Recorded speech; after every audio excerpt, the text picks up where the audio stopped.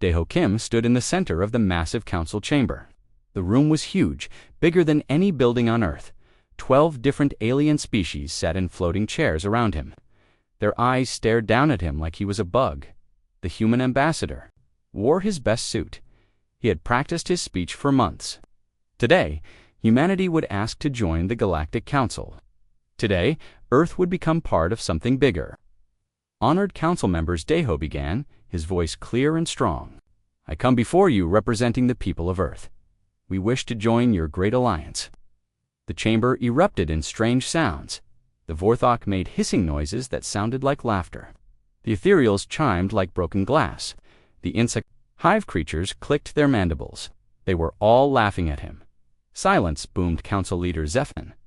The massive creature looked like a walking mountain of gray stone. Let the little human speak. This should be entertaining. Daeho felt his cheeks burn with shame, but he continued. Humanity has much to offer. We are creative, adaptable, and willing to learn. We have overcome many challenges on our world. Challenges. The Vorthok military commander stood up. His scales were black as space, and his teeth were sharp as knives. What challenges could you soft-skins possibly face? You live on one tiny planet. You have never fought real wars. Your technology is pathetic, added the ethereal representative. She was made of living crystal that sparkled in the light. You still use chemical rockets. How primitive, the Hive Queen's voice buzzed through the translator. Your soldiers are weak. They need machines to fly. They need suits to survive in space. How can such fragile creatures fight? Daeho tried to defend his species. We may be young, but we learn fast. We adapt to new situations. We never give up. This made them laugh even harder. The sound filled the chamber like thunder. Never give up. Zephan's voice shook the floor. You have no idea what real strength looks like. You have never faced the void of space in battle. You have never conquered other worlds. We have ruled this galaxy for 10,000 years, the Vorthok commander said. We have weapons that can destroy stars. We have ships that can travel across the galaxy in days. What do you have? Daeho stood straight. We have hope. We have the will to grow and become better. The laughter stopped. The silence was worse. Then the mockery. Hope. Zephan leaned forward. His massive form cast a shadow over the human. Hope is for the weak. Power is for the strong. You have no power. The council leader looked around at the other species. Here is our decision. Humanity is too weak to join the council. You are too young, too soft, too pathetic. But we are not cruel. We offer you protection, the ethereal said. Become our servants. Give up your independence. Let us rule your world. In return, we will keep you safe from the dangers of space. You have 1 month to decide, Zephan announced. Return to your little planet. Ask your leaders. When you come back, you will bow down and accept our generous offer. Daeho felt anger rising in his chest, but he kept his face calm. I will bring your message to my people. Good, the Hive Queen buzzed. Do not keep us waiting. We do not like to wait. As Daeho walked out of the chamber, he heard them laughing again. The sound followed him down the long corridors of the station. Each step felt heavier than the last, but something else grew with each step. Anger, determination. They thought humans were weak. They thought Earth was helpless. They had no idea how wrong they were. The shuttle ride back to Earth gave Daeho time to think. He looked out at the stars and smiled for the first time since entering the council chamber. The aliens thought they knew everything about humanity. They thought they had seen all of Earth's capabilities. They were about to learn a very painful lesson. When his ship docked at Earth Station 1, Daeho was met by Admiral Bora Lee. She was a small woman with gray hair and sharp eyes. She had been waiting for this moment. How did it go? She asked, though she already knew from his expression. Exactly as we expected, Daeho replied. They think we are weak children begging for scraps. Bora smiled. It was not a kind smile. Perfect. Did they give us time? 1 month to surrender our independence and become their servants. 1 month, Bora looked out at the stars. That should be enough time to show them what humans are really capable of. As they walked through the station, Daeho felt the weight of mockery lifting from his shoulders. The council had made their biggest mistake. They had insulted humanity without understanding who they were dealing with. The aliens ruled through fear and strength. They took what they wanted and crushed anyone who opposed them. But they had never faced an enemy like humanity. Humans were different. Humans prepared. Humans planned. And humans never forgot an insult. In the depths of space, hidden from alien eyes, the real human fleet waited. Ships that could appear and disappear like ghosts. Weapons that could tear holes in reality itself. Soldiers who had trained their entire lives for this moment. The Council thought they had seen humanity's full strength. They had seen only what humans wanted them to see. Now it was time to show them the truth. The month of preparation was about to begin, and when it ended, the galaxy would never be the same. The emergency meeting took place deep underground. Around him were the most important people on Earth. They had been planning for this day for decades. The Council rejected us, Deho reported. They want us to become their servants. Good, said Admiral Bura Lee. Everything is going according to plan. General Sujin, you opened a thick file. We have been watching the Council for 50 years. We know their weaknesses. We know their fears. They think they know us, but they know nothing. Dr. Yoonji Choi stood up. She was the head of Earth's most secret project. It is time to show them what we have built. The lights dimmed. A holographic display filled the room. It showed ships unlike anything the Council had ever seen. Sleek, dark vessels that seemed to bend light around them. While the Council thought we were playing with chemical rockets, we were building this. The President leaned forward. Explain it in simple terms. Quantum displacement drives, Dr. Choi said. Our ships can phase in and out of normal space. The aliens cannot see us coming. They cannot track us when we leave. She pressed a button. The display changed to show weapons that looked like they belonged in a nightmare. Void cannons. They tear holes in space-time itself. Nothing can defend against them. Admiral Lee smiled. And our soldiers, neural link combat systems, Dr. Choi continued. Every human soldier is connected to our tactical computers. They think faster than any alien. They move like they can see the future. Captain Tamin Kao spoke up. He was the best pilot in the Hidden Fleet. One human ship can destroy 5 alien vessels before they know what hit them. How many ships do we have? Asked the President. 2,000 combat vessels, Admiral Lee replied. All hidden in the outer system. All ready for war. We also have complete psychological profiles of every Council species. The Vorthok are proud but stupid. The Ethereals are smart but arrogant. The Hive creatures follow orders but cannot think for themselves. We know their tactics, added Captain Ko. They fight like it is still the old days. Big ships, big guns, straight-ahead attacks. They have never faced an enemy that can appear and disappear at will. Dr. Minesio Lim, the cyber warfare expert, spoke next. I have been inside their computer systems for years. They do not even know I exist. When the time comes, I can shut down their communications, their weapons, their life support. The President looked around the table. Are we really ready for this? We have been ready for 20 years, Admiral Lee said. The only question is, do we have the courage to do what needs to be done? Deho spoke up. They called us weak. Let them think that, General Yu said. Pride comes before the fall. Dr. Choi brought up another display. It showed the Council's military strength, massive ships, powerful weapons, millions of soldiers. They have ruled the galaxy for 10,000 years, she said. They have never lost a war. They think they are invincible. They are about to learn differently, Captain, Ko said. Humans do not fight like other species. We do not announce our attacks. We do not give warnings. We strike fast and hard, then disappear. The President made his decision. Do it. Show them what happens when you insult humanity. Admiral Lee stood up. Operation Ghost Strike begins immediately. How long before they realize it is us? Deho asked. Weeks, General, you replied. Maybe months. They are too proud to believe we could hurt them. Dr. Lim smiled. I will start corrupting their data networks. They will begin to doubt their own information. And I will spread rumors, added Jihai Nam, the intelligence coordinator. The Council's client species will start to wonder if their masters are as strong as they claim. The meeting ended with a sense of excitement. For 50 years, humanity had prepared for this moment. They had built weapons in secret. They had trained soldiers in hidden bases. They had learned everything about their enemies. The Council thought they had given humanity a month to surrender. Instead, They had given humanity a month to begin their destruction. As the leaders left the underground chamber, each of them felt the weight of history. They were about to change everything. But soon, they would burn with the fires of war. The council had made their choice. Now humanity would make theirs. The hunt was about to begin. 3 weeks had passed since the council's insult. In the dark void between stars, something was hunting. Commander Haiyan Wu Zhang stood on the bridge of the Ghost of Soul. His ship was invisible to alien sensors. It moved through space like a shadow, striking without warning. Target acquired, reported his weapons officer, Vorthok supply convoy, 4 ships. Haiyan Wu studied the display.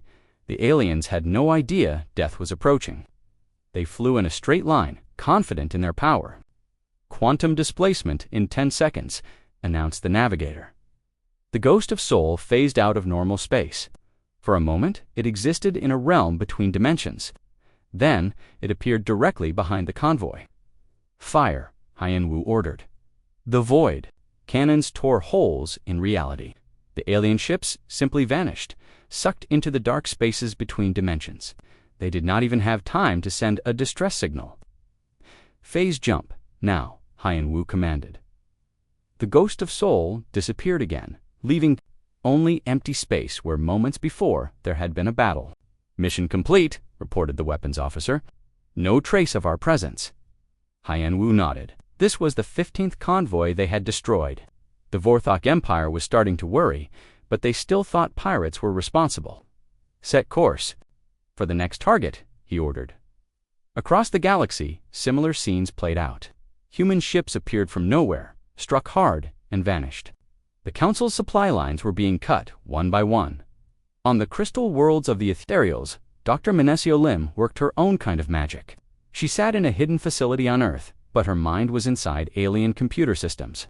Logic bomb deployed. Their communication network will start showing false information in 6 hours. The ethereals prided themselves on perfect information.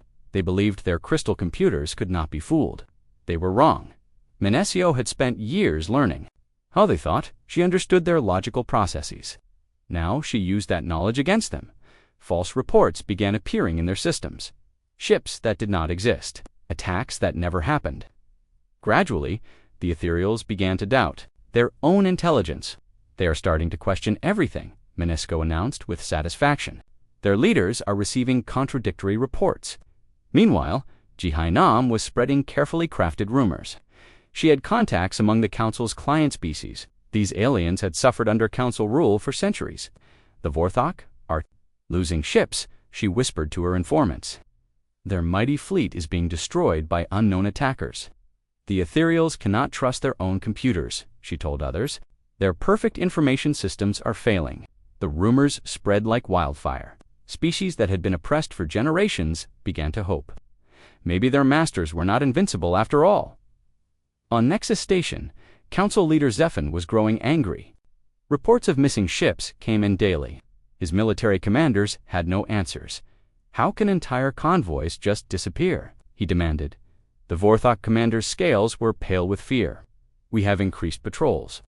We have sent investigation fleets. They find nothing. Nothing.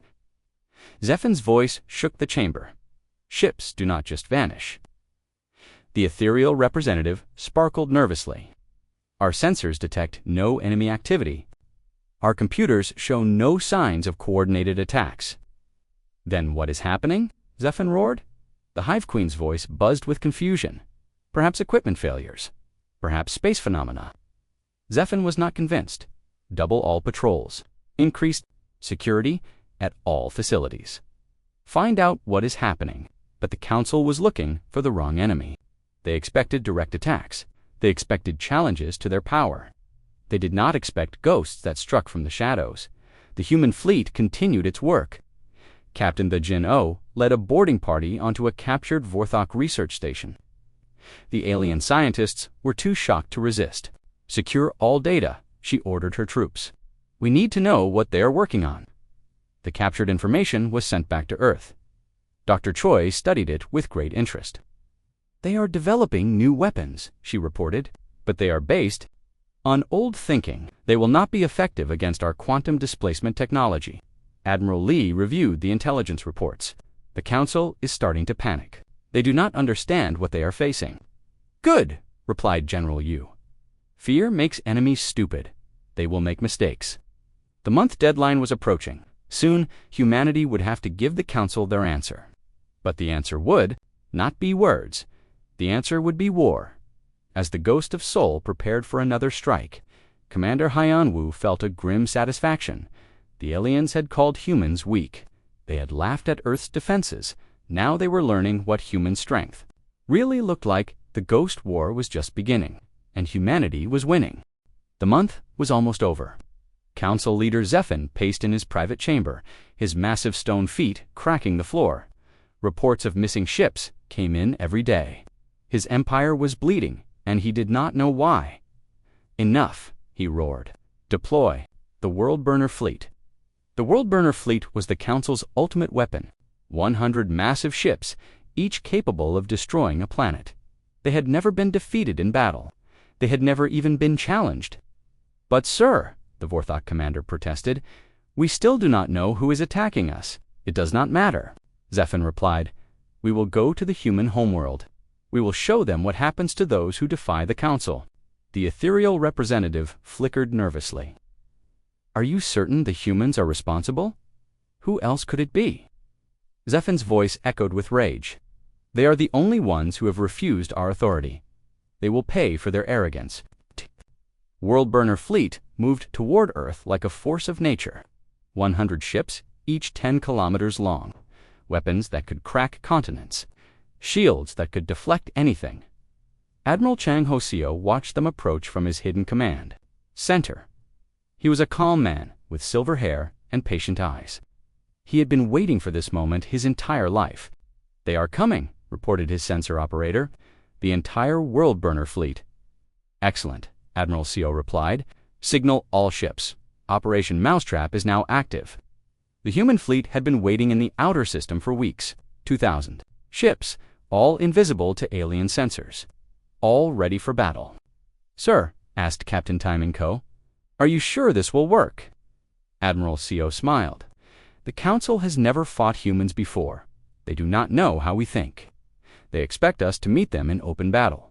And instead, we will show them what a real trap looks like.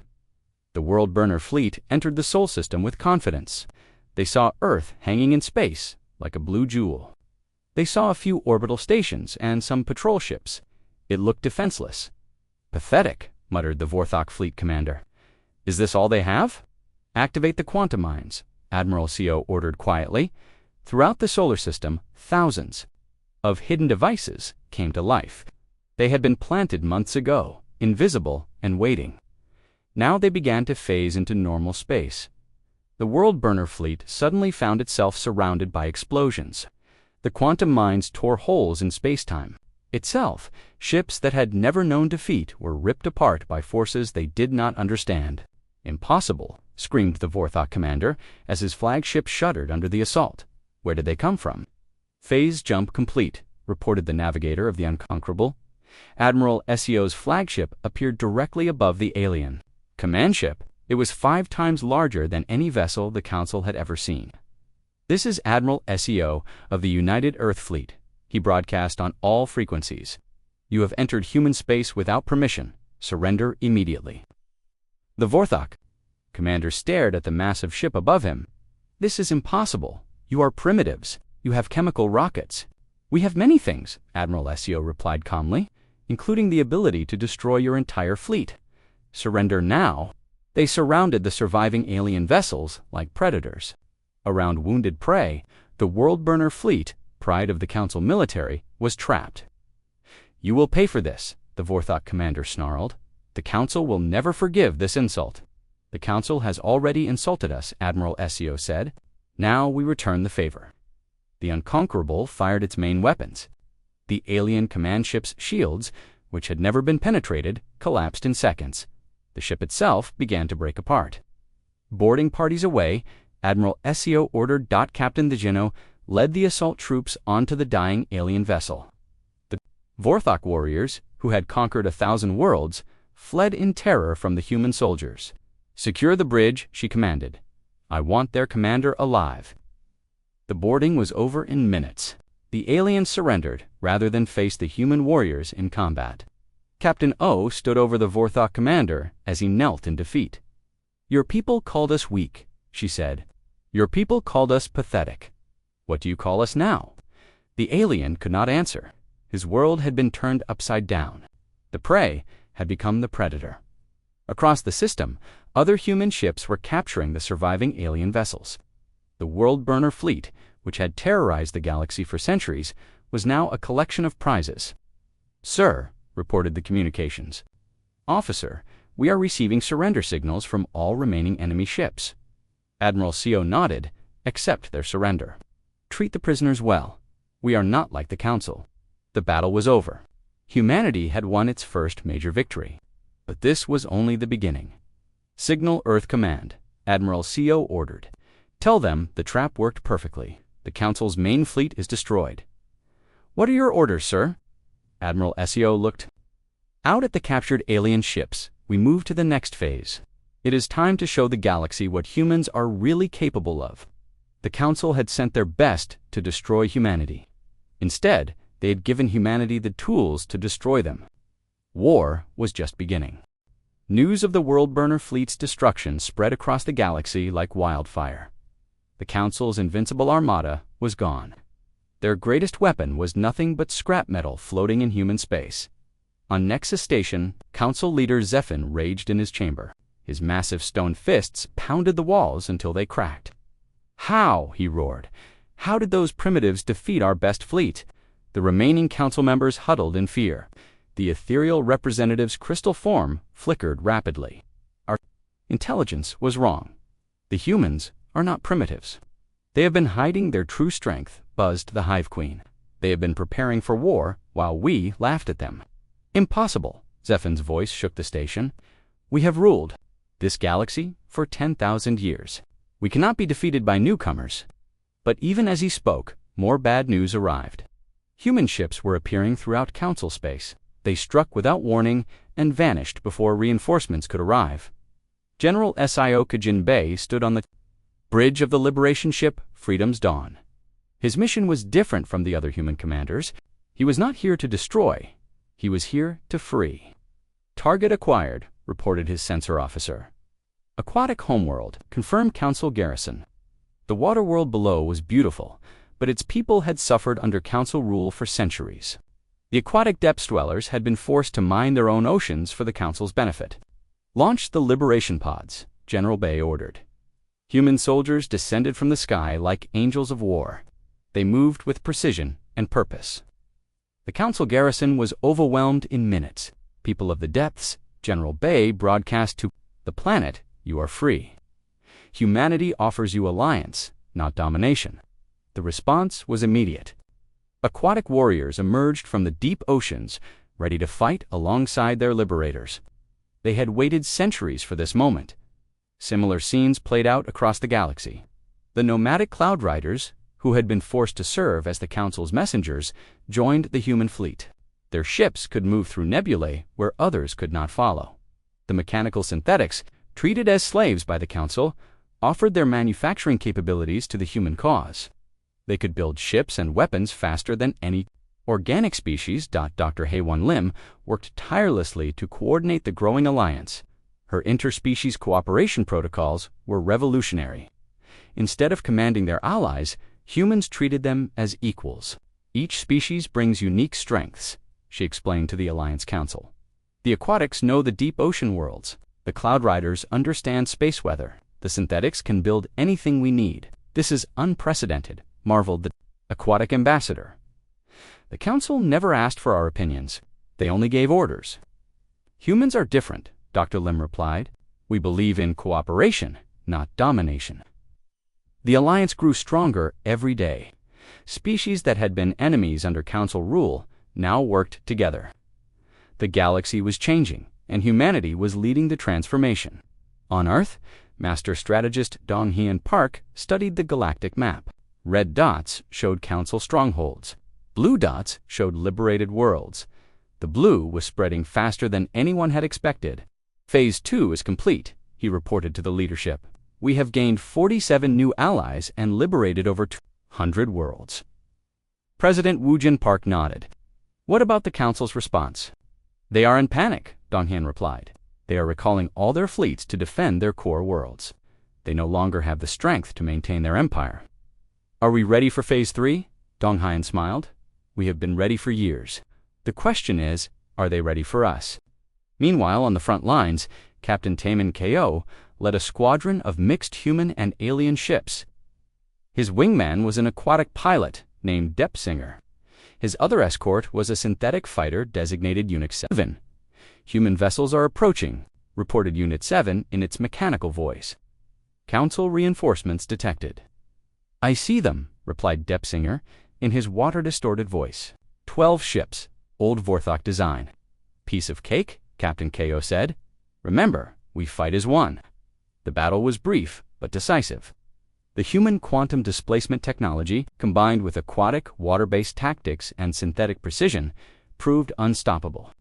The Council ships were destroyed without inflicting a single casualty. Victory to the Alliance, Depsinger sang in celebration. For freedom, Unit 7 added in its monotone voice. Captain Ko felt a surge of pride. This was what humanity had always been good at, bringing different people together for a common cause. Back on Nexus Station, the Council was falling apart. Species that had been loyal for millennia were declaring independence. The great empire was crumbling from within. We must negotiate, the ethereal representative suggested. Perhaps we can reach some accommodation with the humans. Never, Zephyr roared. We do not negotiate with inferiors. But his voice lacked its former power. The Council leader was beginning to understand what humanity had always known. The galaxy was changing, and those who could not adapt would be left behind. The liberation continued. World after world threw off the chains of Council rule. The Alliance grew stronger with each victory. And at the center of it all, humanity proved that their greatest weapon was not their technology or their tactics. It was their belief that all thinking beings deserved freedom and respect. The galaxy was being reborn, and humanity was showing the way. 6 months had passed since the Council's great insult. The Nexus Station, once the symbol of their power, now served a very different purpose. Where Council members once sat in judgment, human doctors treated refugees from across the galaxy. President In Ho-yoon stood in the former Council chamber. The massive throne where Zephyr had ruled was gone, replaced by a circular table where representatives from dozens of species sat as equals. Friends, President Yoon began, we gather. Today, not as conquerors and conquered, but as partners in a new beginning. The transformation had been remarkable. The Council's empire was gone, but the galaxy had not fallen into chaos. Instead, something better had taken its place. Ambassador Daeho, the same man who had been mocked in this very chamber, now served. As the mediator between former enemies, he looked at the Vorthok representative, who sat with his head bowed in shame. Commander Raxith, Daeho said gently, your people have suffered under the old system too. You were forced to be warriors when you could have been builders. The former Vorthok military leader looked up. His scales had lost their black color, fading to a peaceful gray. We did not know there was another way. There is always another way, Daeho replied. Your people are skilled engineers. Help us build something better than what came before. The ethereal representative, once proud and arrogant, now sparkled with curiosity rather than contempt. Human logic is interesting, chaotic, but effective. Dr. Haewon Lim smiled. We prefer to call it creative. Your perfect information. Systems work much better when they include human intuition. The Hive Queen's voice had changed too. Where once it had buzzed with mechanical obedience, now it carried individual thought. My people are learning to think for themselves. It is difficult, but rewarding. Change is never easy, President Yoon acknowledged. But it is necessary for growth. The ceremony continued, with each species presenting their contribution to the new alliance. The aquatic depths dwellers offered to share their underwater cities. The synthetics presented plans for new technologies that would benefit everyone. But it was the former Council species that made the biggest impression. The Vorthok offered their military expertise, not for conquest, but for protection. The Ethereals shared their information networks, not for control, but for education. The hive creatures provided their organizational skills not for oppression, but for cooperation. Commander Yan Su-hong oversaw the integration of all these forces into the new Alliance Defense Force. Ships that had once been used to oppress now protected trade routes and responded to natural disasters. "It is amazing," she told Admiral Lee, "how much more effective our forces are when everyone believes in the mission." The garden was located in the center of the renamed Unity Station, where the Council throne once stood. Su Yong-kwan, the first elected Secretary General of the Alliance, watched as former enemies worked side by side. A Vorthok child played with a human child while their parents discussed trade agreements. An ethereal artist collaborated with a synthetic engineer. "On a new sculpture, she said to Daeho, "I think we won something more important than a war." "What's that?" he asked. "We won the future." The Alliance was not perfect. There were still problems to solve, conflicts to resolve, and differences to bridge. But for the first time in galactic history, these challenges were being met with. The galaxy's first democratic government was functioning. The strong protected the weak instead of exploiting them. Knowledge was shared freely instead of hoarded. In the months that followed, remarkable things happened. The ethereals, freed from their rigid logic, began to appreciate art and music. The hive creatures, allowed to think as individuals, made discoveries that amazed everyone. But perhaps the most remarkable change was in humanity itself, who had developed the weapons that won the war. Now focused on healing technologies, Captain Ko, who had led the space battles, now commanded rescue missions. General Yu, who had planned the military campaigns, now organized disaster relief efforts. The old council had ruled through fear and strength. They had taken what they wanted and crushed anyone who opposed them. But they had never understood the most important truth about power. It was not about what you could take, but about what you could give. Humanity had given the galaxy something it had never had before: hope. As the sun set on Unity Station, the Alliance garden glowed with bioluminescent plants from a dozen worlds. Daeho stood in the garden, remembering the day he had been humiliated in the council chamber. The aliens had called humanity weak, pathetic, unworthy of respect. They had been wrong about everything. Humanity's strength had never been in their weapons or their tactics. The galaxy had mocked humanity for being too weak to join the old order. But humanity had never wanted to join that order. They had wanted to replace it with something infinitely better, and they had succeeded. The new dawn was breaking across the galaxy, and for the first time in 10,000 years, it was a dawn of hope instead of fear. The Council had fallen. The Alliance had risen. But through the courage to build something better for everyone, the galaxy would never be the same. And that was exactly what humanity had always intended. The end.